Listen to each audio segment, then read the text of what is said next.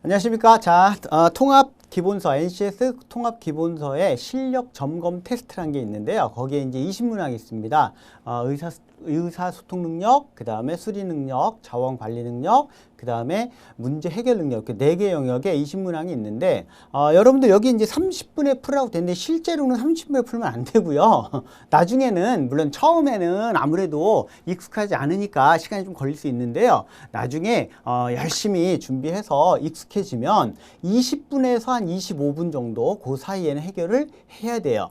대부분의 공기업들이 문항당 1분에서 한 1분 20초 사이에 풀어야 되거든요. 그렇기 때문에 30분까지 가면은 조금 문제가 되고요. 한 20분에서 25분 내외로 풀어야 되는데, 이건 말 그대로 이제 공부를 시작하기 전에 내가 지금 현재 수준이 어느 정도 되는지, 그리고 어느 정도로 부족한지 이런 것들을 파악하는 그런 단계라고 보시면 되는데, 일단 저는 요거 이제 해설 강의를 담당하게 된 전은구라고 하고요. 원래는 제가 이제 수리 파트입니다. 수리 파트를 전문적으로 다 담당하는 그러한 강사인데요. 언어 쪽은 사실 제가 좀 부족해요. 근데 여기는 지금 의사소통 능력까지 포함을 해서 20문항을 선생님 1시간 정도에 풀이를 해줄 텐데, 여기에서 단순한 우리가 이제 의사소통 능력 같은 경우도 옛날에 대학 수학 능력 시험에 언어 영역에 관련되는 게 있고, 그 다음에 어떤 보고서의 내용이라든지, 아니면 보도 자료, 신문 기사 뭐 이런 것들 있잖아요. 그죠? 그런 내용들에 대한 그 내용 파악하는 게 있는데, 이제 그런 것들은 언어 영역에 대한 능력이 조금 부족을 해도 충분히 지문만 잘 읽으면 답을 찾을 수 있는 그런 문제들이 많습니다. 대부분이 다 그래요.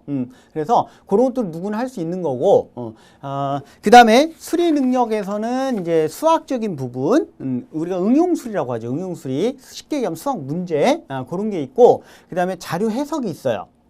표라든지 또는 그래프라든지 이런 게 자료가 주어지고서 거기에 그 자료에 대한 어떤 옳고 그름을 판단하는 자료 이해, 또는 그 주어진 자료를 토대로 해서 뭔가를 계산하는 문제, 수치 계산, 그 다음에 주어진 자료를 뭐 그래프로 바꾸는 자료 변환, 이런 형태의 문제들이 있고요.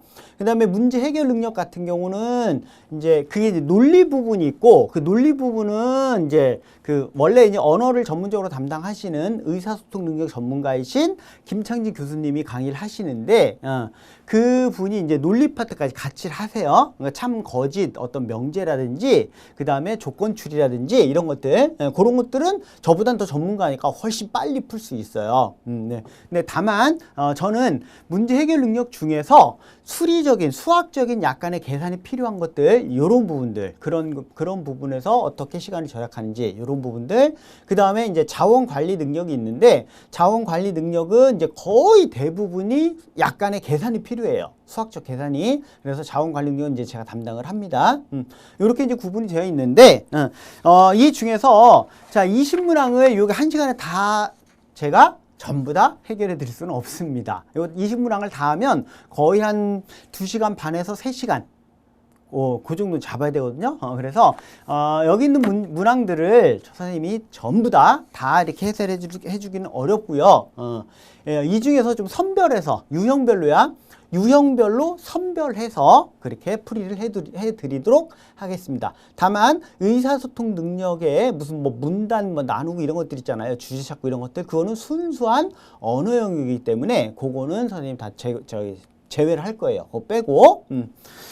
자, 그러면 우선 여러분들 그 문제 중에서 5번 문제를 먼저 볼게요. 5번입니다. 이건 의사소통 능력이긴 하지만 내용만 정확하게 파악을 하면 금방 풀 수 있는 그런 문제입니다. 한번 볼게요.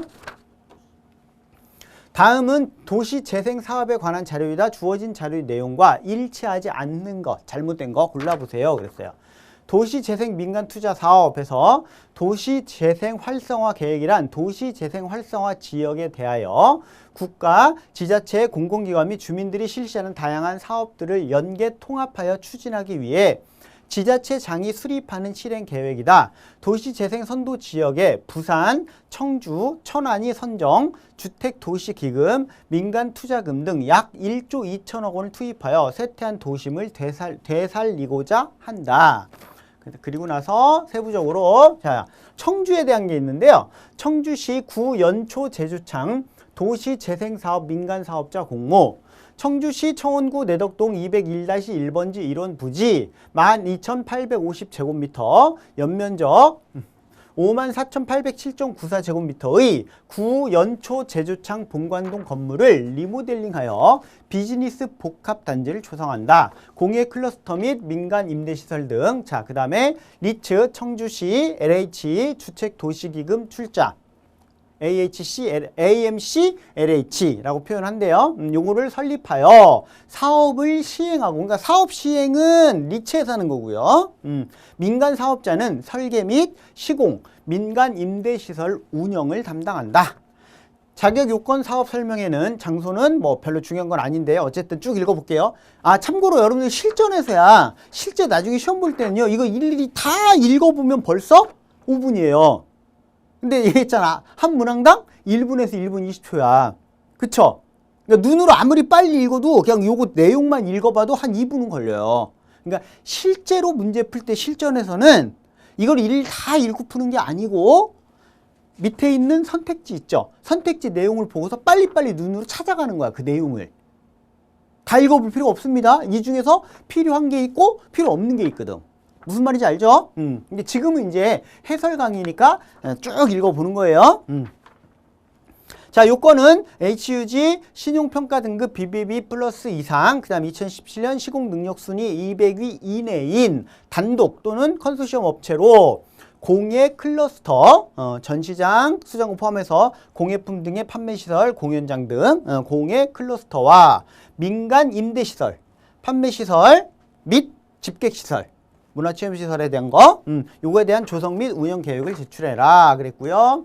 그 다음에 민간 참여 사업 확대. 청주시는 구도심 일원 활성화를 위해 민간 참여 사업비 1,718억 원을 포함하여 주차장 및 중앙광장 조성 등 국비 지원 마중물 사업비 500억 원, 국립현대미술관 청주관 및 동부창고 시민예술촌 조성 등 부처 협력 사업비 848억 원, 문화 업무 공간 조성 등 지자체 사업비 362억 원 등 총 사업비 3,428억 원이 투입되는 경제 기반형 도시 재생 선도 지역 활성화 계획을 수립. 구, 연초 제주창 일원을 새로운 경제 기반 거점 시설로 조성하기 위해 2018년까지 공공부문에 대한 사업을 정상적으로 추진하고 문화예술 기반과 역량을 바탕으로 한 기대 효과는 민간의 새로운 문화체험 시설과의 시너지를 통해 구, 연초 제주창이 신규 일자리 3,900명 창출 및 일일 17,100명의 방문객 증가로 도심 인구 재유입을 통해 지역 경제 활성화를 견인하는 역할을 한다. 이렇게 효과가 있다. 그랬고요. 그 다음에 이제 세부적으로 원 도심 권역, 동부 권역, 북부 권역, 서부 권역, 남부 권역을 나누어서 원 도심 권역은 원 도심 내 전통시장 활성화, 근대문화유산 및 유휴 부지의 창조적 활용. 동부 권역은 농촌 자원을 활용한 농촌 체험 관광 육성, 노후된 전통시장의 현대화. 북부 권역은 도시 및 주거 환경 정비 구역 해제 구역에 대한 도시 재생 방안 마련. 서부 권역은 대중교통 거점을 복합적 용도로 전환하여 활용, 도심부 전통시장 경쟁력 강화. 남부 권역은 교육 인프라 활용, 경제 인재 양성 권역 조성. 이렇게 돼 있어요.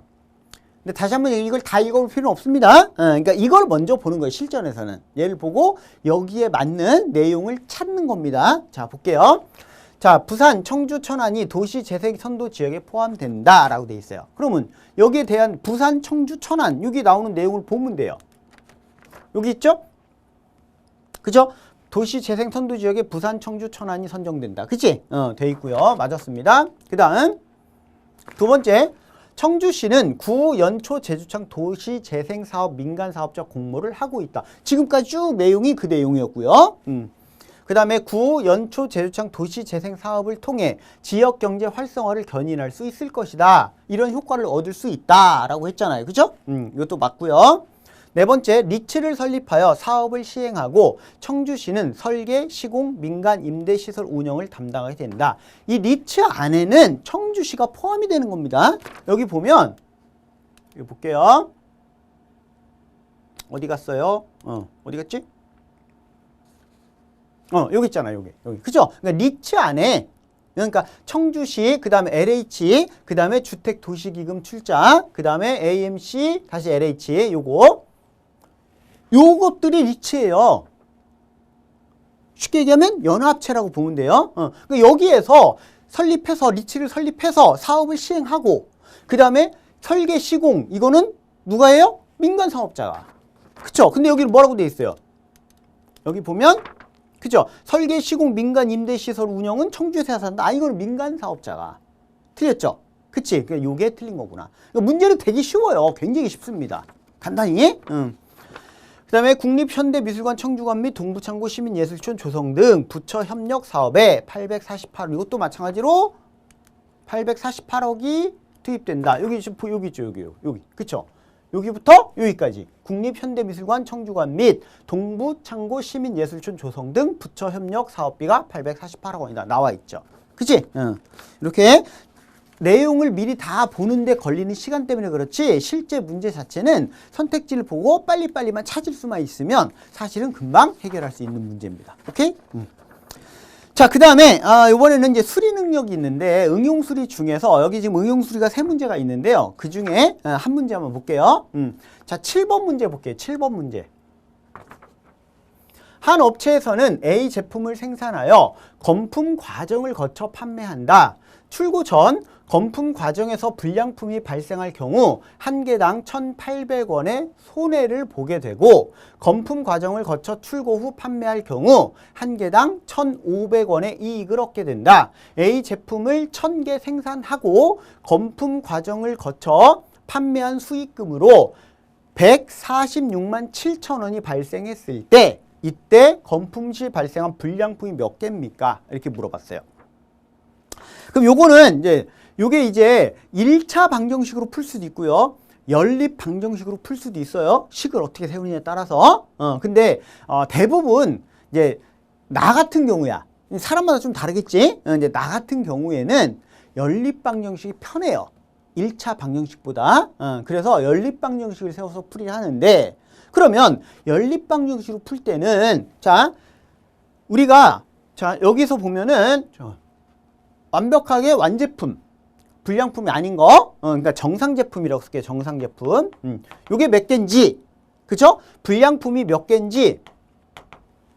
그래서 정상 제품을 X개, 불량품을 Y개라고 합시다. 그리고 이 주어진 조건에 맞게 요거를 식을 세워보자, 그 얘기입니다. 식을 세우면 우선 정상 제품하고 불량 제품은 불량품하고 합해서야, 총 합해서 1,000개를 생산했다고 했죠. 1,000개니까 그러면 X 플러스 Y는 1,000개. 이렇게요. 식 하나 나왔고요. 그치? 두 번째, 정상 제품의 경우는 판매를 하게 되면 얼마의 이익? 1,500원의 이익을 얻어요. 그럼 이익금이 얼마가 돼? X개를 판매하면 1,500X. 그쵸? 1,500X.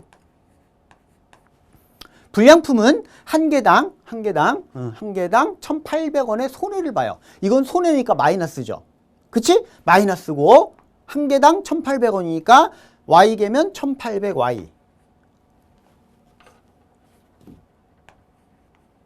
요렇게 되겠죠. 그죠? 이게 순수한 수익이죠. 최종 수익. 그게 얼마? 146만 7천원. 요렇게 해서 요걸 풀면 되죠. 이건 연립방정식 세워서 풀이하는 거고요. 1차 방정식 세워서 풀이할 때는 사실은 똑같아요. 개념은, 원리는 항상 똑같아. 원리는 이렇게 보면 되거든. 1차 방정식으로 풀 때는 정상 제품을 X개라고 놓으면 불량품은 1,000-X. 다시 말하면 여기에서 Y는 1,000 빼기 X죠. 그걸 여기다 집어넣는 거죠. 똑같아요. 그쵸? 원리는 똑같습니다. 그렇게 식을 써서 풀어도 돼요. 그런데 내가 지금 이거를 설명하려고 해설하는 건 아니에요. 이거는 여러분들 해설지 보면 되지. 그죠? 그리고 여러분들 대부분이 이렇게 풀어요. 근데 문제는 이렇게 풀이를 했을 때 이게 과연 30초나 40초 안에 가능하겠느냐야. 3, 40초 안에 이게 가능하겠느냐. 정답을 찾을 수 있겠냐. 이걸 이렇게 풀었을 때. 식 세우는데 시간 걸리죠. 이거 풀이하는데 시간 또 걸리죠. 그죠? 그러면 자, 이제 선생님의 방법이에요. 나의 방법. 내 방법은 나는 이렇게 안 풀어요. 이렇게 풀어야 될 때가 있어. 어쩔 수 없이 풀어야 될 때가 있어요. 그거는 그 문제마다 조금씩 다르기 때문에 문제를 보고 판단해야 돼요. 그런데 나 같은 경우는 이런 문제를 어떤 식으로 푸느냐? 나는 이렇게 봐요. 얘가 만일에 1000개가 전부 다 정상 제품이라면 150만 원의 이익이 돼야 되죠. 불량품이 하나도 없다면 150만 원 이익이 나와야 되죠. 그쵸? 그런데 지금 총 이익금이 146만 7천 원이 났어요. 그쵸? 그럼 150만 원의 이익이 발생을 해야 되는데 불량품 때문에 146만 7천 원. 얼마 부족해요? 3만 3천 원이 부족해요. 전부가 100%가 다 정상 제품이었을 때랑 비교하면 3만 3천 원의 차이가 나죠. 그죠? 그럼 불량품이 몇 개입니까? 자, 정상 제품은 1,500원의 이익인데 불량품은 1,800원의 손해예요. 즉 불량품이 하나 생길 때마다 정상 제품이 생겼을 때하고 불량품이 생겼을 때하고 잘 들으세요. 정상 제품하고 불량품하고 그 가격의 차이를 볼 거예요.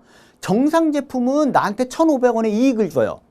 근데 한 개가 불량품이 발생을 하면 정상 제품 하나 줄어들고 불량품이 하나 늘어나면 내가 입는 손해는 3,300원이 되겠죠.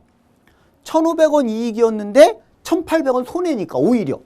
그럼 얘하고 차이가 얼마예요? 3,300원이에요. 다시 말하면 불량품이 하나가 생길 때마다 나는 원래 정상적인 이익에서 3,300원씩 까지는 거야. 한마디로 표현하면. 맞죠? 내 원래 이 제품이 전부 다 정상 제품이면 이만큼을 벌 수 있는데 불량품이 하나 생길 때마다 3,300원씩이 나는 계속 빠져나가는 거라고 보면 돼요. 이해 갔죠? 그러면 끝난 거예요. 그렇게 해서 총 줄어든 이익금이 33,000원 줄었어요. 한 개당 3,300원이거든? 33,000원이면 10개죠? 그럼 불량품 10개네. 끝. 이해 가나요? 무슨 말인지? 나는 이렇게 풀어요. 요게 나중에 익숙해지면, 나중에야 이게 익숙해지잖아요? 식 안 세워요? 딱 읽고서 얘랑 3,300원 차이인데 정상 제품을 다 판매했을 때보다 33,000원이 손해났네? 그럼 10개나? 10개가 불량품 생긴 거네? 끝. 이렇게 풀어요. 몇 초 걸리겠어? 10초면 되지 않을까요? 넉넉 잡고 20초면 되지 않을까요? 그쵸? 이거는 시간 차이가 엄청 많이 납니다. 이런 요령들을 여러분들이 배워야 돼요. 오케이? 자, 그 다음에 이제 자료 해석 볼게요. 자료 해석. 자료 해석은 내가 이제 세 문제를 풀 텐데 왜 세 문제냐? 자료 해석은 형태가 세 가지가 있거든요. 하나는 아까 얘기한 것처럼 자료 이해, 옳고 그른 거 찾는 거. 그 다음에 또 하나는 수치 계산하는 문제. 그 다음에 또 하나는 자료 변환 문제. 그래서 요 유형별로 하나씩 볼 거예요. 우선 자, 여러분들 여기선 9번 문제인데요. 요거는 자료 변환 문제예요. 주어진 자료를 보고서야 그래프로 바꿨을 때 잘못 바꾼 거. 그죠? 다음 표는 2019년 지역별 도시지역의 용도별 개발 행위 허가 건수 및 면적에 관한 자료이다. 이를 바탕으로 그래프를 작성하였을 때 옳지 않은 것. 자, 그래놓고 표가 나와 있는데요. 여러분들 이 표 중에서 경기도까지만 필요하고 그 다음은 필요가 없어요. 그래서 내가 여기까지만 했습니다. 여기까지만. 경기까지만. 밑에 잘랐어요.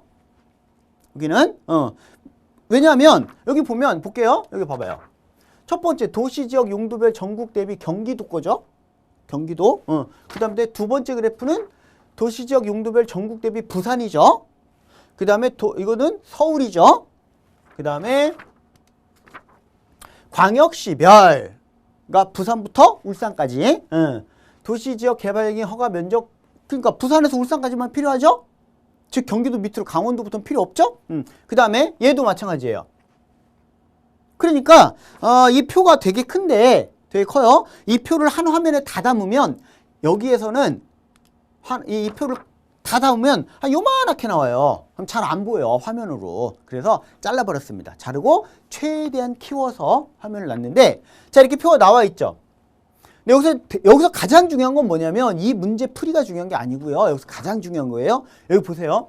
여기는 지금 보면 자, 건수, 면적, 주거지역에 대한 건수, 면적, 상업지역의 건수, 면적, 뭐예요? 공업지역의 건수, 면적, 녹지지역의 건수, 면적 이렇게 돼 있어요. 건수는 건, 면적은 제곱미터 이렇게 돼 있거든요. 이건 수량으로 돼 있어요. 수량으로 돼 있는데 여기 문제를 보면 얘는 뭐예요? 도시 지역 용도별 전국 대비 경기의 개발 행위 허가 건수 비율이에요. 비율. 이게 무슨 얘기냐면 주거지역, 상업지역, 공업지역, 녹지지역의 경기지역의 비율이니까 이걸 얘기하거든. 자, 건수죠. 허가 건수. 자, 건수예요. 예를 들어서 주거지역이다. 그럼 이게 전국의 건수야. 5,675 건수. 그죠? 근데 그 중에 경기도가 2,284건이에요. 그럼 이 비율이야. 비율이니까 얘를 이걸로 나눠야 돼요. 곱하기 100 해서 0 2개 붙이고 나눠야 돼요. 그래서 그 값이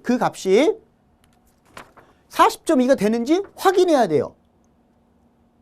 문제가 뭐냐면 자, 주거지역만 하면 안 되죠. 상업지역도 해야죠. 공업지역도 해야죠. 녹지지역도 해야죠. 4번, 나눗셈 4번 해야 돼. 아무리 빠르게 해도 정말로 기가 막히게 계산력이 빠른 사람도 이거 4번 나눗셈, 이거 4번 나눗셈 하려면 이거 나눗셈 4번 하려면 자, 요거 나누기 요거, 요거 나누기 요거, 그 다음에 요거 어디 갔어? 요거 나누기 요거, 이거 4번 하려면 아무리 빨리 계산해도요. 내가 볼 때는 한 2분은 되지 않을까? 2분? 더 짧게 잡아도 한 1분 30초는 되지 않을까요? 그죠? 근데 이걸 몇 번 해야 되냐면 보세요. 여기 봐요. 얘도 해야 돼. 이것도 비율이에요. 이것도 4번 해야 돼요. 이것도 비율이에요. 이거 건수 대비 이것도 나눗셈이야. 건수 대비 면적이라고 하는 것은 자, 서울에 건수 대비 면적이니까 이 면적을 이걸로 나눠야 돼요. 이거 나누기 이거야. 이거 나누기 이거. 이해 갔죠? 그쵸? 그럼 이거를 이 계산을 지금 몇 번 해야 되냐면 여기서 4번 해야죠. 나눗셈 4번 해야죠. 여기서 4번 해야죠. 여기서 4번 해야죠. 그럼 지금 벌써 12번이야. 12번. 그 다음에 여기는 하나, 둘, 셋, 넷, 다섯, 6번 해야 돼요. 나눗셈을. 그럼 여기 이거 18번이야. 그쵸? 그럼 하나, 둘, 셋, 넷, 다 이것도 6번 해야 돼요. 총 24번 해야 돼. 24번 나눗셈을. 내가 여러분들한테 여기서 지금 강조하고 싶은 건 뭐냐면 여러분들이 이제 아마도 지금 요 강의를 듣는 사람들은 아마 처음 스타트, 즉 초보자일 거예요. NCS 초보자. NCS 초보자들은 이런 문제 나오면 들이다 대고 복수 나눗셈 합니다. 막 계산부터 하려고 그래요. 나중에 하다 보면 어떻게 돼요? 이 문제 하나 때문에 이 문제 하나 푸는데 한 최하 5분에서 10분은 걸려요. 이 문제 하나 때문에 뒤에 있는 거 쉬운 문제를 다 놓쳐요. 시간이 지나가서. 절대 안 됩니다. 그렇게 하면. 아시겠죠? 절대 안 돼요. 그럼 어떻게 하는데 이런 문제는 어떻게 합니까? 만일에야 이거 계산해 봐야 되네? 그럼 이런 것들은 일단 빼놓는 거야. 실전에서는요. 나중에 실전에서는 이런 문제를 일단 뒤로 빼놓고 다른 문제 풀고 나서 시간 남으면 하는 거예요. 그 다음에 두 번째는 이런 문제 풀 때도 마찬가지로 일일이 정확하게 다 계산해서 나누려고 하지 마세요. 하지 마세요. 예를 들어서 예를 들어볼게요. 예를 들어서 자, 만일에야 이거를 계산했더니야 만일에 40.1 이렇게 났다고 할게. 예를 들어서야 계산했더니 그런 경우는 없어요. 그러니까 40.1인데 40.2네 틀렸네. 이렇게는 안 내요. 문제 내는 사람이 그렇게 안 냅니다. 그건 뭘 보는 거예요? 말 그대로 순수한 계산력을 보는 거야. 그 문제 그렇게 안 냅니다. 즉 보통 이런 문제를 낼 때는 값 자체가 완전히 다르게 내요. 아니면 바꿔서 내요. 예를 들면 얘랑 바꾸든지 수치를 보통 그렇게 냅니다. 그러니까 내가 얘기하고 싶은 건 이걸 일일이 정확하게 계산하려고 하지 마라. 대략 요게 40% 정도 되는지 그걸 보는 거예요. 그냥 대략 이렇게 보고서 자 볼게요. 지금 건수죠. 건수. 자 허가 건수 비율. 자 요거 분의 요거 곱하기 100. 즉 여기다 0 2개 붙이고 그치? 이걸로 나누었을 때 대략 한 40% 정도 되는지 그걸 보라 그 얘기예요. 40이 조금 넘는지 부족한지. 근데 이건 대략 한 40 정도 되죠. 40이 조금 넘겠죠. 그치? 그렇게 대략 보는 거야. 대략 보고 이거 대충 맞는데? 이런 식으로 넘어가는 거예요. 이해 갔죠? 그러면 다른 것도 다 마찬가지예요. 그런 식으로 쭉 넘어가고 그 다음에 순서가 있으면 순서를 보고 하는 거예요. 순서가 있으면 순서 보고. 자, 그런데 자 이제 좀 시간이 많이 지나가니까 자 요거를 볼게요. 이걸 보세요. 이거. 자, 광역시별 도시지역 개발행위 허가 건수 대비 녹지지역의 허가 건수의 비율이래요. 광역시별 개발행위 허가 건수 대비 녹지지역 허가 건수 비율 뭐예요? 자, 부산시 그죠? 이거예요. 허가 건수 대비 요거 대비 녹지지역 이거예요. 이거. 그러니까 470건 중에 168건. 이해 갔죠? 무슨 말인지? 그러면 요거 나누기 이거거든? 그치? 그럼 뭐 대충 40% 좀 안 되겠지. 그쵸? 40%가 안 되겠죠? 왜냐면 요 400에 40%, 400에 40%가 160이니까 470에 40%면 사실 좀 안 돼. 30 몇 프로 되겠지. 그지? 그러면 이렇게 보는 겁니다. 자, 정확하게는 아니야. 근데 40%가 좀 안 돼. 30 몇 프로 되겠지? 그러니까 여기 35.7% 이렇게 돼 있네. 정확하잖아요? 그럼 맞는지 안 맞는지 모르겠지만 어쨌든 대략 비슷해 보여요. 그 다음에 대구를 볼게요. 547건 중에 197건. 대구가 자 547건 중에 그쵸? 197건 약 200건 가까이 돼. 200건 그죠? 그럼 이것도 540 이것도 40%가 안 돼요. 30%는 넘고 30 몇 프로 돼. 그지? 여기 봤더니 36%로 돼 있네.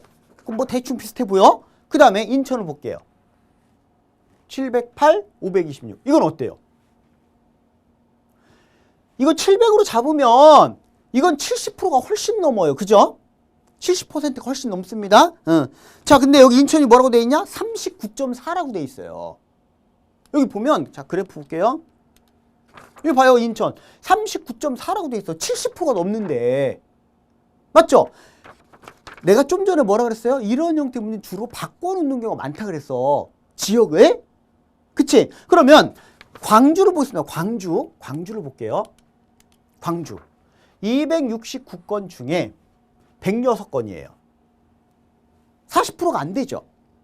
그죠? 이거 270 잡으면 270 잡으면 이거의 40%라고 하면 그치? 270에 40%라고 하면 47에 28 428 그러면 요게 40%면 108건이 돼야 돼요. 270이면. 맞죠? 그럼 요거는 40%가 조금 안 되겠죠. 39점 몇 프로 되겠지. 조금 안 되죠. 잘 봐요. 보세요. 그죠? 내가 39점 몇 프로 되겠지라고 얘기했어. 광주가. 인천은 70%가 훨씬 넘어야 되고 어떻게 됐어요? 바뀌었죠. 그치? 그러니까 저는 일일이 계산해서 푸는 게 아니라고요. 왜? 이렇게 눈으로 대충 대략적으로 얘는 한 40% 대략 뭐 좀 넘겠구나 좀 부족하겠구나 이런 식으로 보는 거야. 이런 식으로 보다가 얘 70%가 훨씬 넘는데 얘는 70%가 훨씬 넘는데 그쵸? 근데 39% 차이가 왕창 나죠. 왕창. 그치? 이런 걸 찾아내는 겁니다. 이게 바로 문제를 해결하는 풀이하는 요령이에요. 아시겠죠? 자, 그 다음에 이번에는 11번, 12번으로 가볼게요. 11번, 12번. 자, 11번 문제는 자료 이해 문제고요. 12번 문제는 자료 계산 문제입니다. 보겠습니다. 다음 그래프와 표는 2015에서 2020년 서민 맞춤 대출 공급액 현황에 대한 자료이다. 이를 바탕으로 질문에 답하시오. 그래놓고 자, 연도별 서민 맞춤 대출 공급액 그래프가 나와 있고요.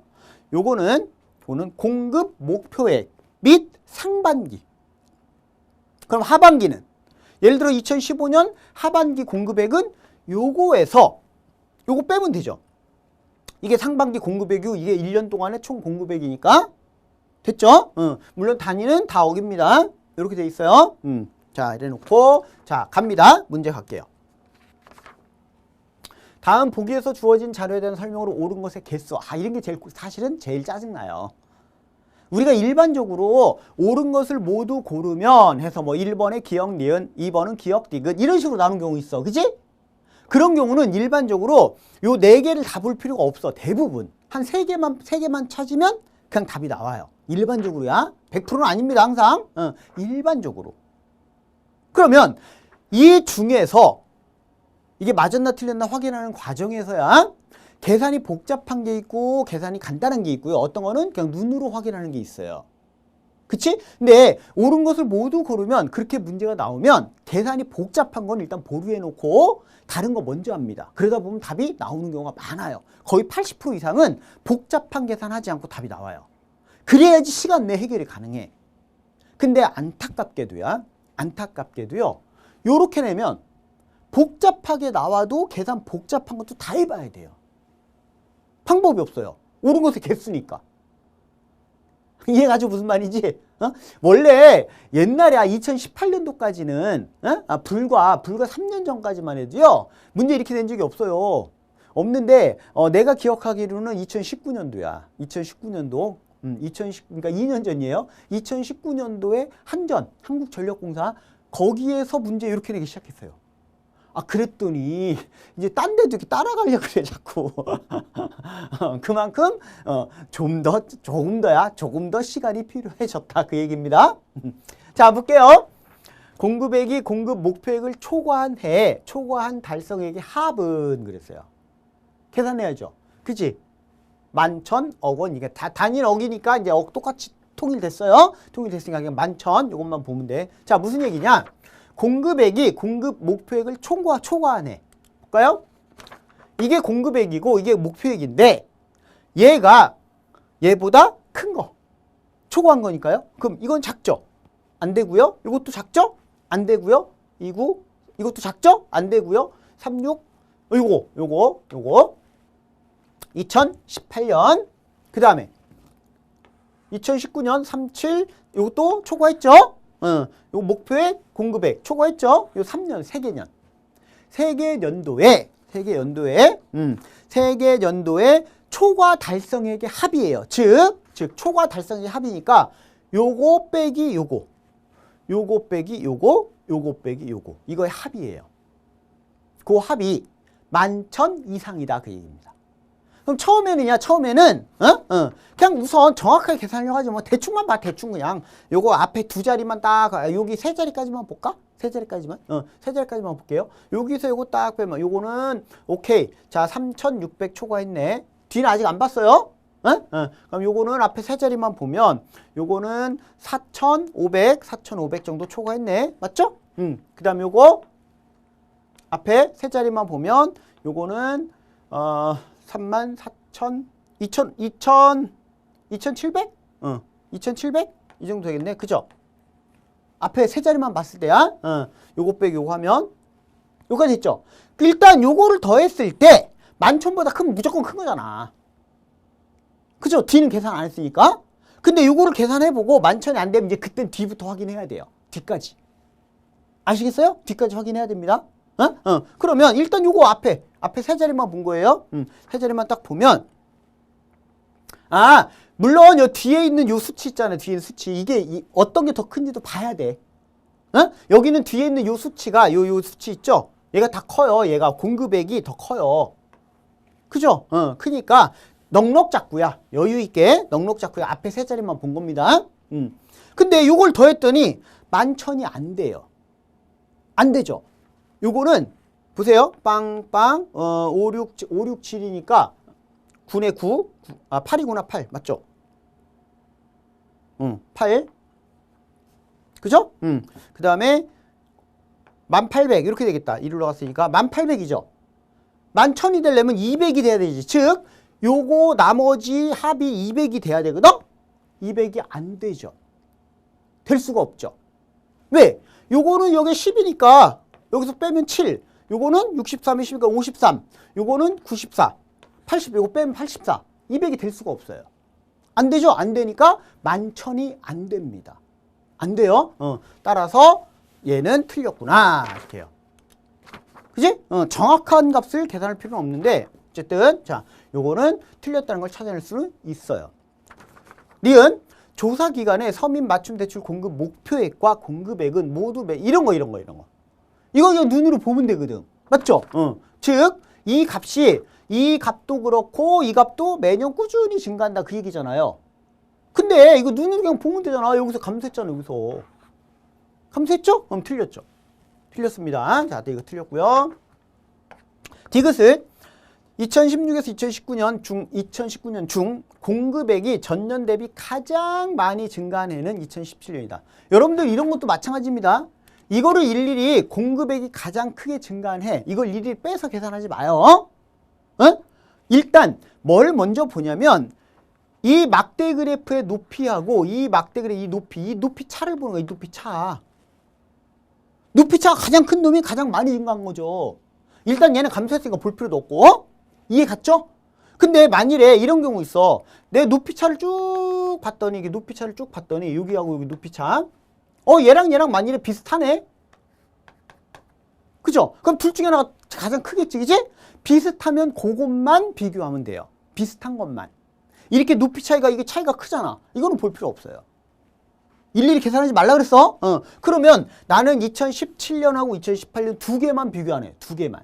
그래서 요거는 이제 비교해 봐야 돼. 요 놈하고 요 놈하고 차이가 얼마가 나는지. 이것도 정확하게 계산할 필요 없고요. 대충 이건 한 7,200 좀 넘어요. 그죠? 근데 얘는 7,000이 안 되죠. 6,000 얼마죠? 그럼 얘가 더 크죠. 그러면 요게 제일 크네. 됐죠? 그러면 디귿은 맞았습니다. 리을은 2020년 공급액은 2016년 대비 60% 이상 증가하였다. 그죠? 자, 요거는 계산해야 되는데 정확하게 계산할 필요 없어요. 60%가 넘느냐 못 넘느냐만 보면 돼요. 즉, 이 값이 2020년 공급액 요 값이 2010 몇 년? 6년. 16년. 요거 대비 60% 이상 증가했습니까? 안 했습니까? 그 얘기예요. 그럼 이것도 여러분들, 자, 내가 얘기하고 싶은 거는 여러분들 나눗셈이 편해요? 곱셈이 편해요? 당연히 곱셈이 편해요. 그치? 일반적으로 빼기보다는 더하기가 편하고 나누기보다는 곱하기가 편해. 그죠? 그럼 이렇게 하면 돼요. 이거의 60%를 이거를 보통은 이렇게 해요. 이렇게 보통은 36,794에서 이걸 빼면 22,720 이렇게 빼주면 4704 14,074 그죠? 그래서 그러면 14,074가 증가 X죠. 증가량. 그지? 그러면 요 놈은 과연 22,720으로 나누었을 때 여기 0 두 개 붙여야 되는데 0 하나 찌우고 0 하나 찌울게요. 이게 나눗셈을 합니다. 보통은. 그치? 근데 굳이 그럴 필요 없어요. 그럴 필요 없고 그냥 여기에다 60% 즉 1.6이죠. 1.6배 60%가 됐다는 얘기, 60%가 증가했다는 얘기는 1.6배가 됐다는 얘기예요. 그냥 2272에다가 여기다 1.6 곱하면 돼요. 그치? 이 값보다 얘가 더 크면 얘가 60% 이상 증가한 거고 이 값보다 작으면 60%만큼 증가를 못한 거고. 됐죠? 응. 그럼 이것만 하면 돼요. 6, 2, 12, 6, 7, 42, 6, 2, 12, 6, 2, 12. 그죠? 여기다가 2, 7, 2, 2, 7, 2. 됐나요? 응? 이렇게. 그러면 요거 볼게요. 자, 3, 여기가 6, 3 이렇게 되죠. 요까지만 하면 돼. 요까지만 36,300 얼마가 되면 60%예요. 그치? 이거 더 크잖아. 얘가 더 크죠? 더 크면 60% 이상 증가했구나. 물론 여러분들 여기에 풀이에는 교재 해설은 60 점 몇 프로 아니면 61점 이런 식으로 다 계산해놨을 거야. 왜? 문제 출제한 사람은 계산기 두드렸을 거니까. 안 그래요? 그거 필요 없어요. 나는 60% 넘는지 안 넘는지만 확인하면 됩니다. 정확하게 몇 프로가 증가했는지 정확하게 계산할 필요는 없어요. 이해 갔죠? 무슨 말인지? 자, 그래서 요것도 맞았구나. 이렇게 풀면 되고요. 그럼 두 개가 맞았죠? 그 다음에 이제 수치 계산 문제. 이렇게. 주어진 자료에서 2015년 서민 맞춤 대출 하반기 공급액은 기억 억 원이고 이것도 마찬가지. 이런 것도 여러분들 봐봐요. 2015년 서민 맞춤 대출 하반기 공급액. 봐요. 아까 내가 얘기했거든? 요 놈에서 요 놈을 뺀 거. 이게 상반기 공급액이니까. 그게 하반기 공급액이거든? 근데 이런 것도 여러분들 이걸 왜 일일이 다 빼고 있어? 그럴 필요 없어요. 반드시야 계산을 하기 전에는 뭐부터 보냐면 이걸 먼저 봐. 이걸 먼저 봐요. 일단 보면은 얘를 보면 이 앞에는 계산할 필요가 없어요. 아, 9로 끝났냐? 4로 끝났냐? 1로 끝났냐? 이걸 먼저 보는 거야. 그럼 보세요. 이거 뺄 필요 없지. 3에서 4 빼면 끝자리가 무조건 9로 끝나야 돼. 맞죠? 그러니까 일단 얘는 기억은 9로 끝나야 돼. 그럼 요놈 아니면 요놈이 답이야. 둘 중에 하나가 답이야. 이렇게 푸는 거예요. 그치? 물론 오랜 시간은 아니지만 저런 식으로 해서 단 10초씩만 시간을 줄여도 저게 쌓이면 그쵸? 한 문제 더 풀 수 있고 두 문제 더 풀 수 있고 그래요. 그럼 일단 요거 찾아냈죠? 그럼 니은은 둘 중에 하나가 답이야. 이제 51이냐 52냐? 볼게요. 자, 2020년 공급 목표액 대비 하반기 공급액의 달성률을 계산해 보는데 여기서 소수점 첫째 자리에서 버리래요. 그러면 1위 자리까지만 계산하면 돼. 그쵸? 1위 자리가 1로 끝나냐 2로 끝나냐 그것만 보면 돼. 맞죠? 반올림이 아니니까 버리래요. 그러면 자, 요거는 이제 계산을 해야 돼. 방법은 없어. 얘는 왜? 이 차이가 너무 작아요. 차이가 좀 크면 대충 해도 되거든? 대충 해도 되는데 이건 계산해야 됩니다. 자, 지금 2020년 공급 목표액 대비 하반기 공급액의 달성률이야. 즉, 뭘 계산하라는 얘기냐면 자, 목표액 이거 대비 하반기 공급액이니까 요거에서 전체 공급액에서 상반기 공급액 요거를 뺀 값이죠. 그쵸? 그러면 36,794에서 그지? 18,897 요거를 빼면 되죠. 그지? 요거 빼면요. 자, 요거는 7, 9, 8, 7 이렇게 되겠죠? 그치? 요거 빼면 7, 9, 8 오케이? 됐죠? 요건데 요렇게 되죠. 이렇게 요거를 이걸로 나눠야 돼. 이걸로요? 1, 7, 8, 9, 7을 3, 4, 0, 1로 나눌 거예요. 0 하나 붙이고. 근데 사실은 이제 나 같은 경우 이렇게 해도 안 해요. 나 같은 경우는 그냥 요거 94, 97 그냥 퉁 쳐버리고 그냥 이거 900으로 놓고 얘도 10 그냥 퉁 쳐버리고. 왜냐하면 왜 그렇게 되냐면 여러분들 생각해봐요. 10이라고 하는 숫자가야 34,000에 대해서 3만만 잡게 3만에 1%가 300이에요. 1%가 0.1%가 30이에요. 30. 그럼 10은 0.1%도 안 돼요. 그러니까 무시해버리는 거지. 나 같은 경우 실제로 그렇게 해요. 실제로는 이렇게 안 하고 계산이 불편하잖아. 귀찮잖아. 그렇잖아요? 이렇게 하면. 그러니까 그냥 대충 이거 퉁 쳐버리고 그냥 일단 해볼게. 일단 결과가 똑같이 나오는지 볼게요. 자, 일단 이건 정상적으로 정확하게야. 자, 기본적으로 50%가 넘을 거예요. 5일은 5, 5영은 0, 5, 4, 20, 5, 3, 15 빼고요.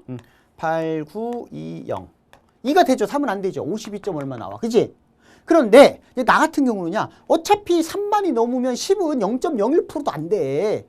0.01%도 안 되니까 그거 무시하고 그냥 요거 34,000으로 잡고 그다음 이것도 그냥 3 정도는 그쵸? 3이면 얼마야? 0.001%? 3만에 3이면 맞죠? 그러니까 그냥 요거는 나는 이렇게 하겠다는 얘기 이렇게 그냥 900으로 잡고 이렇게 이거 그냥 3만으로 잡고 이렇게 34,000 이렇게 하겠다. 그럼 여기 빼버리고요. 이렇게 이걸로 계산해도 52점 얼마 나올 겁니다. 볼까요? 5 3이 안 되잖아. 맞죠? 이렇게 나가잖아. 나는 어차피 D는 관심 없으니까 버리니까 반올림이 아니라 버린다 그랬으니까 이렇게 해도 큰 문제 없어요. 오케이? 그래서 그러면 답이 얘기했군요.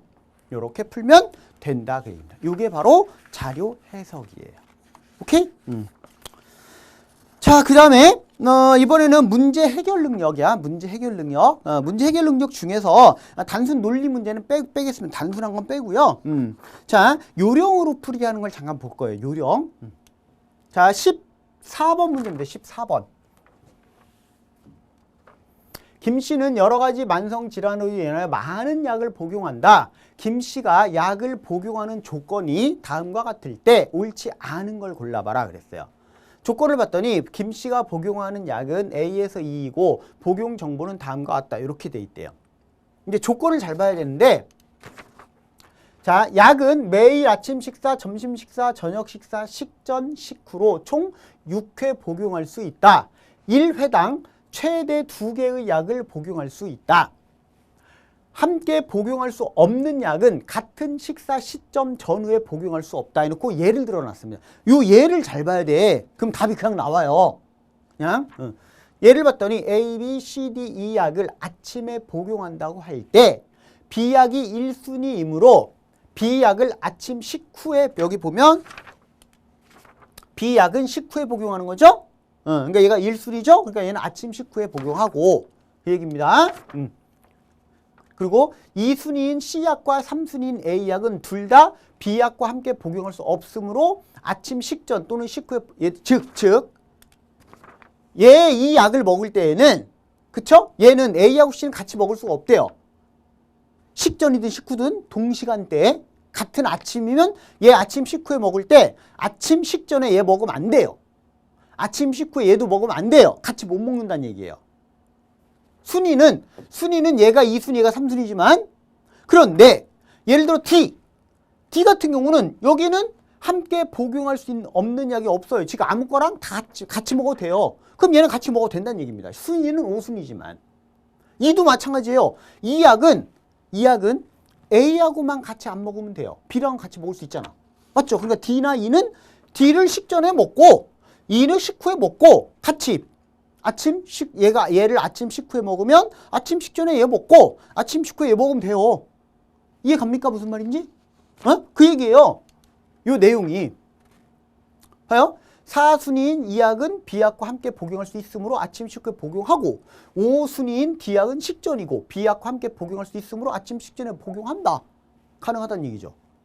요 내용이 여기 이런 뜻이구나. 이것만 해결하면 문제는 아주 간단해요.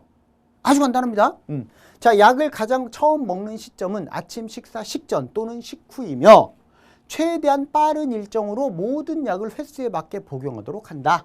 하루 동안 같은 약을 여러 번 복용할 수 있다. 이렇게 돼 있어요.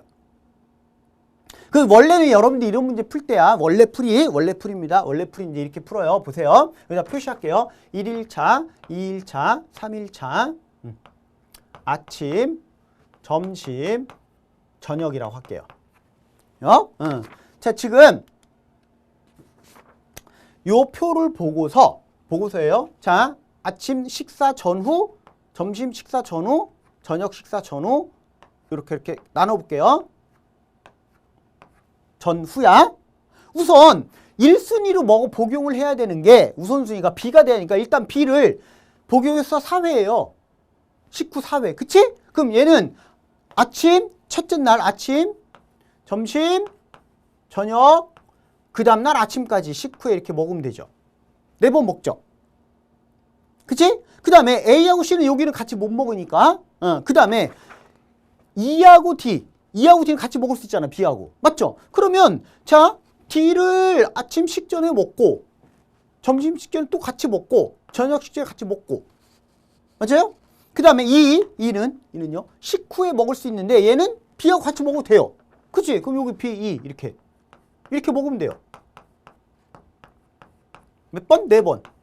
여기까지. 됐나요? 그 다음에, 자, 그러면 B하고 D는 다 먹었어. 다 먹었습니다. 횟수를 다 채웠죠? 자, 이제 A하고 C가 남아있는데, C가 우선순위예요. C가 먼저예요. 근데 얘는 A하고 B라고는 못 먹어요. 식전에 먹어야 되는데, 그러니까 C는, 자, 이제 B가 끝났으니까 여기부터 C 이렇게 먹으면 돼요. C 이렇게. 3번. 됐죠? 그 여기는 A 못 먹어요. 먹으면 안 돼요. 맞죠? 이해했습니까? 끝났어요. 자, 이제 A가 남았는데 A는 2회야. 2회. 자, 여기 A 이렇게 먹으면 되죠. 끝. 그러면 요거를 갖다 놓고야, 요걸 갖다 놓고, 자, 주어진 약의 우선순위와 김씨가 복용을 완료하는 약의 순서는 다르죠, 당연히. D가 우선순위는 꼴찌인데, 5위인데, 맞죠? 우선순위가 저 가장 꼴찌지만 복용 완료하는 건 가장 먼저가 돼. 그쵸? 그 다음에 김씨가 가장 먼저 복용을 완료하는 약은 B이다. 이게 틀렸죠. B가 아니고 T요, D. 됐죠? 이게 틀렸죠. 그 다음에 이 약은 항상 다른 약과, 그쵸? B랑 같이 먹든 C랑 같이 먹든 상관없어요, 그거는. A랑만 같이 안 먹으면 되니까. 그 다음에 김씨는 김씨가 가장 마지막에 복용을 완료한 약은 A다. A죠. 그 다음에 김씨는 4일 안에 모든 약을 복용할 수 있다. 3일이면 딱 끝나요. 4일까지 갈 필요가 없죠. 그치? 근데 내가 얘기하고 싶은 건 여기서 뭐냐면, 우리가 일반적으로 이런 식으로 푼다, 그 얘기야, 문제를. 이렇게요? 근데 사실은, 보세요. 이게 필요가 없는 게,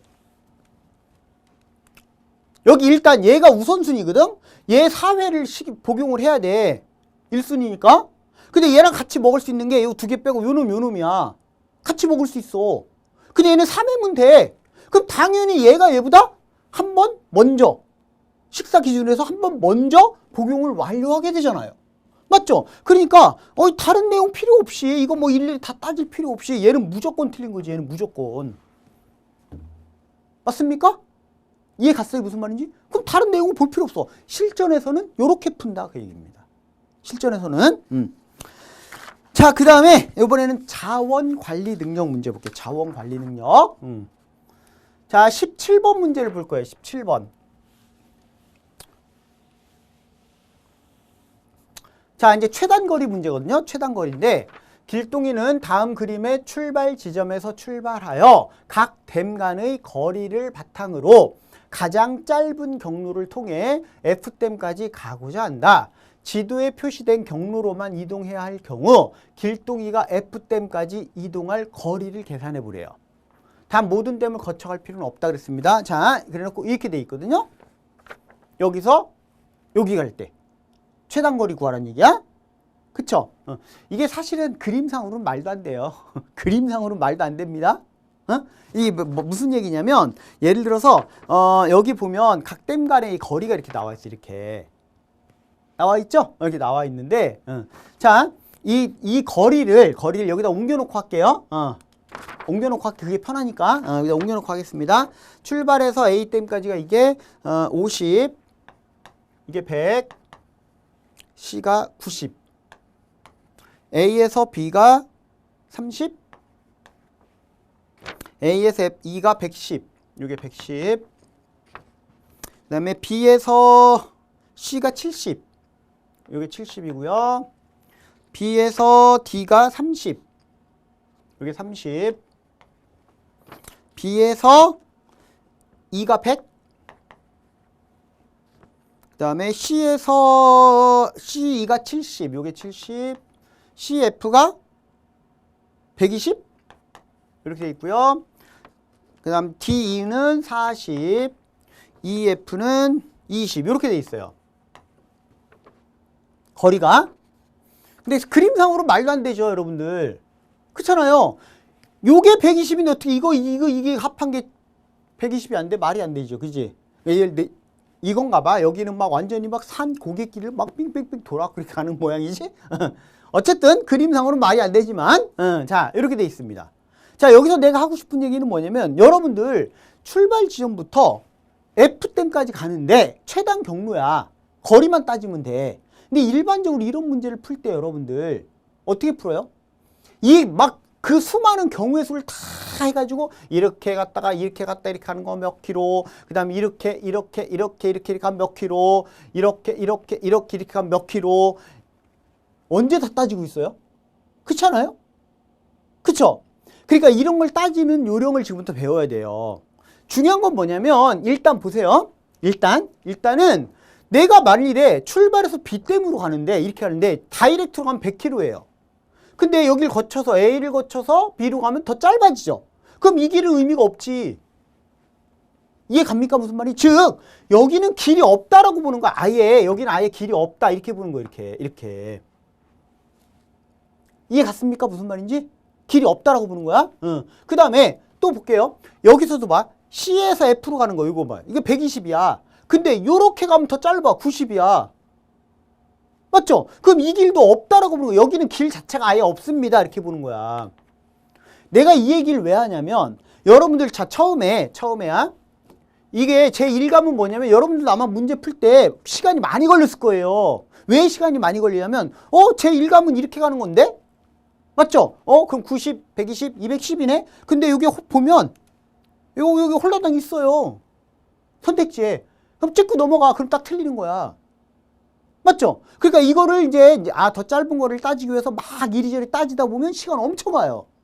그러니까 중요한 건 핵심은 뭐냐면 이게 120이야? 근데 이거보다 얘가 더 짧아? 맞죠? 그럼 이 길은 없는 거야. 그냥 없다라고 보는 거야. 길 자체가 없다라고 보는 거예요. 이해했어요? 또 하나 또 볼게요. 또 이제 여기서 볼게요. 얘하고 거리를 보세요. 이게 100이야. 그쵸? 요게 100인데 이게 100인데 요놈 플러스 요놈이 70이에요. 그죠? 요놈 플러스 요놈이 70이라고요. 그러면 얘가 더 짧잖아. 그럼 여기도 길이 없다라고 보는 거야. 얘가 지워버리는 거 길 자체를 길이 없는 여기 지나갈 수 없는 길이야. 됐죠? 그러면 자 이제 요 길 세 개를 지워놓고 생각해 봅시다. 지워놓고 생각하면 이제는 눈에 좀 더 이제 쉽게 들어올 수 있어요. 우선 갈 수 있는 길은 이렇게 가는 길하고 이렇게 가는 길 두 길밖에 없어. 두 갈래 길. 그럼 이렇게 오면 이거는 이제 외길이죠. 외길. 이렇게 오면 이렇게 그지? 90, 70, 20에서 180. 외길입니다. 외길. 요거 180.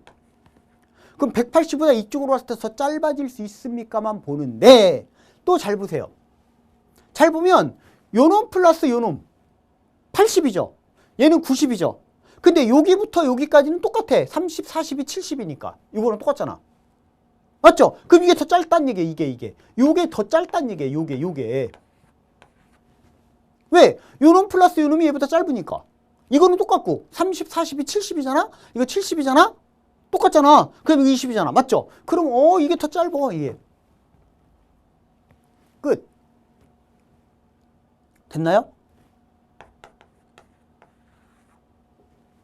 이렇게 풀어라 그 얘기입니다.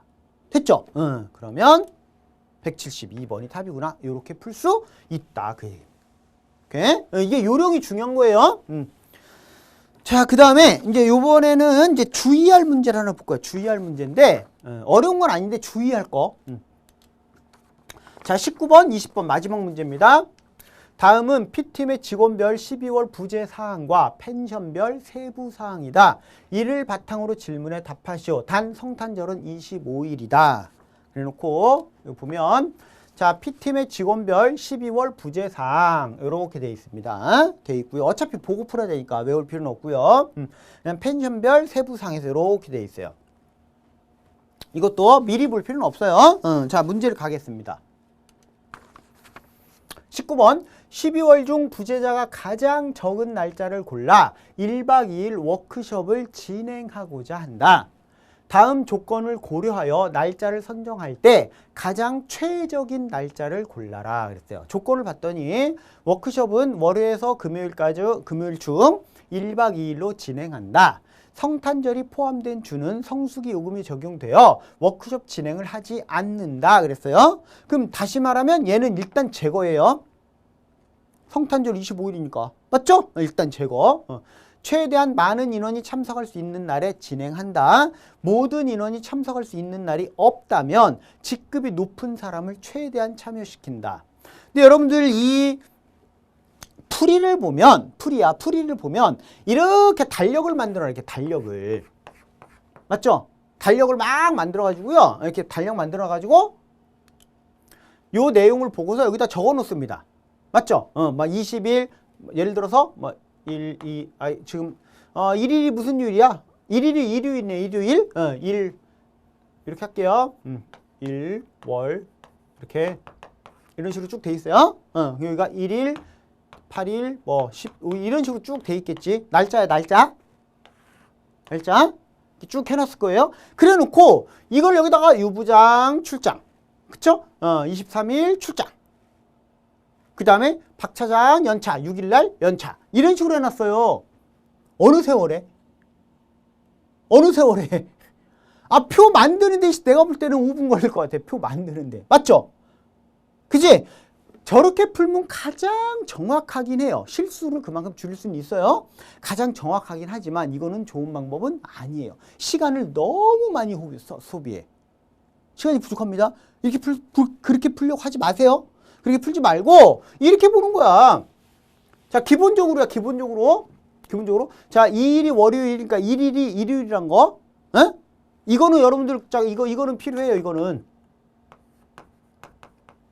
요거는 2, 9, 16, 23, 30 이렇게 되겠죠. 월요일이야. 이게 월요일이고요. 오케이? 그 다음에 금요일은 2, 3, 4, 5, 6, 13,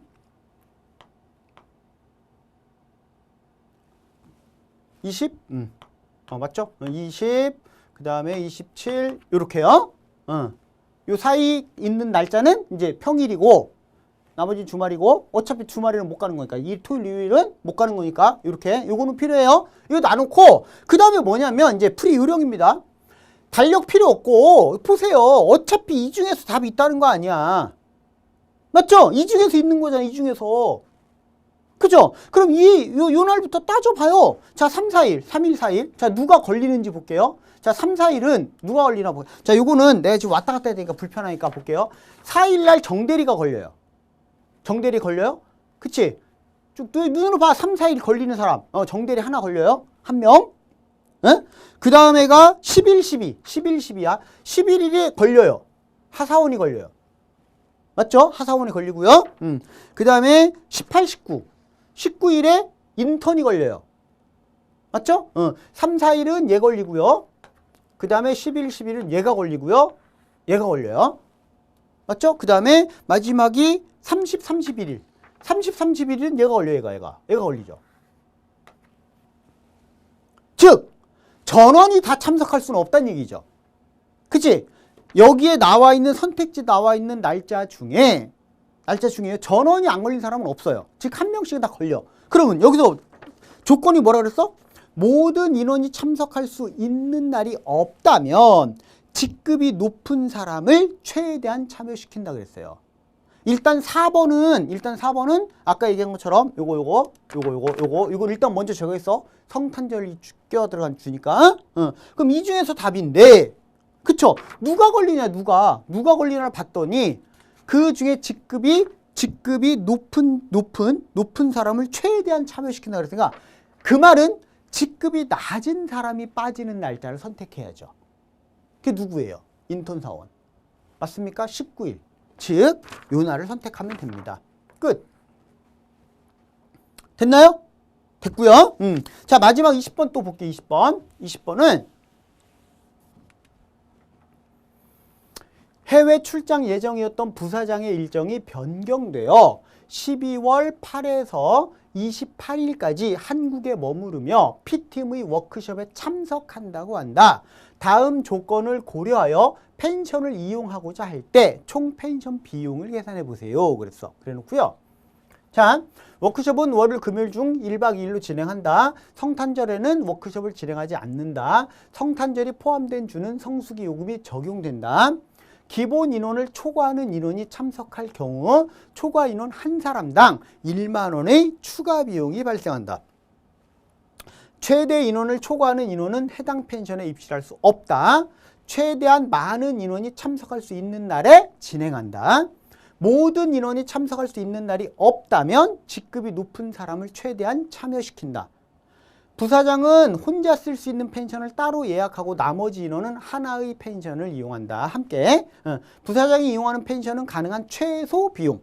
나머지 인원이 이용하는 펜션은 가능한 최대 비용으로. 근데 여기서 중요한 게 하나 이제 실수하기 쉬운 게, 어떤 걸 실수하기 쉽냐면, 여기 앞에 있던 이 내용을 봤더니 이 내용하고 거의 비슷하네. 맞죠? 아이, 그러면 여기 나와 있는, 요 날짜겠네. 라고 착각할 수가 있어요. 착각하시면 안 돼요. 그래서 내가 지금 실수를 주의하라는 거야. 왜냐하면 여러분들 이 날짜라고 할게, 이 날짜 18, 19일. 그러면 이거는 보면은 자 주중요금이거든요. 맞죠? 주중요금. 그럼 생각해봐요. 주중요금에는 주중요금 자 여기서 이제 비수기하고 성수기가 있는데 주중요금은 비수기의 주중요금은요. 이게 어떻게 요금이 지불이 돼도 30만 원 자체가 나올 수가 없어요. 그렇잖아요. 어떻게 돼도. 그죠? 25만 원에 이게 몇 명이야? 하나, 둘, 셋, 넷, 다섯, 7명이니까 하나 플러스 1인. 1인 하면은 26만 원 나오네. 26만 원. 그렇잖아요. 없잖아. 여기 아예 여기. 없잖아요. 20만 원대가 없죠. 그 얘기는 뭐야? 이거는 기본적으로 성수기 요금이라는 얘기입니다. 성수기 주중. 그 얘기는 뭐예요? 성수기 주중이라는 얘기는 앞에 있는 요 문제와의 차이점. 이 조건하고의 차이점은 뭐냐면 이 조건의 차이점. 여기는 이 조건에서는 성탄절이 포함된 주는 성수기 요금이 적용되어 워크숍 진행을 하지 않는다 그랬거든. 맞죠? 즉 2주 23일부터 27일까지 이 주에는 그쵸? 안 간다 그랬거든. 근데 이 문제에서는 그 말이 없어요. 없죠? 없잖아요. 성탄절이 포함된 주는 성수기 적용된다까지만 돼 있고 그 주에는 워크숍을 가지 않는다. 그런 말이 없어요. 그 얘기는 뭐야? 만일에 이 주 23일부터 27일까지 이 주에 전원이 참석할 수 있는 날이 있다면 그걸 택해야죠. 그쵸? 왜? 앞에 문제에서는요. 전원이 참석할 요 주를 제외하면이야. 2주 빼고 2주를 빼면 앞에서는 그치? 전원이 참석할 수 있는 날이 없었어. 없으니까 그럼 그 중에 안타깝지만 있잖아. 인턴 사원 네가 빠지는 날에 우리 워크숍을 갈게. 안타깝지만 다 참석 못하니까. 그건데 요 주를 뺀다는 말이 없습니다. 성탄절 당일만 안 가는 거지. 그쵸? 저 주에 다 안 간다는 얘기는 아니거든. 이해 갑니까? 무슨 말인지? 그쵸? 그러니까 이 주에도 만일에 이 사람들이 전원이 다 참석할 수 있다면 그 날짜를 선택했다는 얘기죠. 그치? 그리고 또 하나는 여기 보면 금액 자체가 30만 원대가 나왔다는 얘기는 이건 성수기요금인데 주중에 갔는데 성수기요금이야? 주중인데? 그러면 성탄절이 있는 주간밖에 없다는 얘기입니다. 이해 갔나요? 그쵸? 그럼 성탄절이 낀 주에 갔다는 얘기군요. 이렇게 봐야 돼요. 그러면 이제 끝났죠? 문제는. 자, 일단 언제 갈 수 있는지 확인해 볼게요. 일단 자, 23일에서 27일 중에 일단 23일, 23, 24는 안 돼요. 얘 때문에 안 돼요. 그냥 24, 25도 안 돼. 25가 성탄절이니까. 그럼 26, 27밖에 안 돼. 25일이 성탄절이니까 26, 27일. 26일, 27일이 걸리는 사람 있나 보세요. 없잖아요. 26, 27일 아무도 안 걸리죠. 그쵸? 그러면 26일, 27일 날 1박 2일로 이렇게 갔다 오면 되겠군요. 이 얘기예요. 즉 성수기 주중요금이 적용이 돼야 됩니다. 됐나요? 응. 자, 그러면 이제 계산해 볼게요. 이제 계산하는데 우선 기본적으로 여기 조건이 뭐라 그랬냐면 부사장은 혼자 쓸 수 있는 펜션을 따로 예약하고 나머지 인원은 하나의 펜션을 함께 7명이 함께 이용한다. 부사장이 이용하는 펜션은 가능한 최소 비용. 그죠? 그 다음 나머지 인원은 최대 비용. 그러면 볼까요? 부사장은 최소 비용. 성수기 주중의 최소 비용 요거죠. 그치? 의 펜션 12만 원.